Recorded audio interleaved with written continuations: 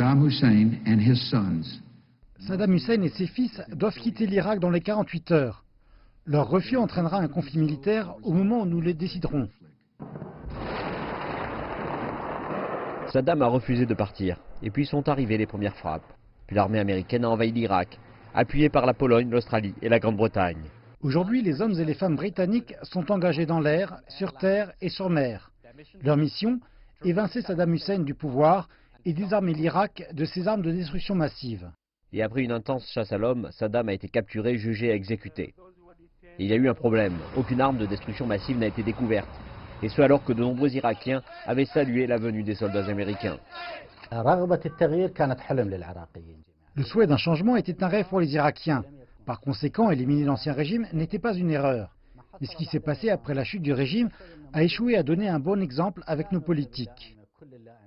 Les musulmans chiites, qui avaient été marginalisés sous l'ère Saddam, ont trouvé une nouvelle liberté. Les sunnites, qui avaient été favorisés par Saddam, se sont finalement retrouvés sans travail et souvent persécutés. L'armée dissolue, et largement sunnite, s'est transformée en une insurrection, tandis que les dirigeants chiites ont fondé des milices. Ils se sont ciblés les uns les autres, les forces de la coalition, mais surtout les civils. Et des centaines de milliers de personnes ont perdu la vie. L'armée américaine s'est aussi retrouvée empêtrée dans une série de controverses liées au traitement des détenus à la prison d'Abu Ghraib. Loin du chaos, des groupes extrémistes se sont formés, comme Al-Qaïda en Irak puis Daesh, qui se sont emparés de zones à majorité sunnite, où les gens se sont sentis persécutés depuis la chute de Saddam. Le groupe État islamique a été battu et les armes sont désormais largement silencieuses.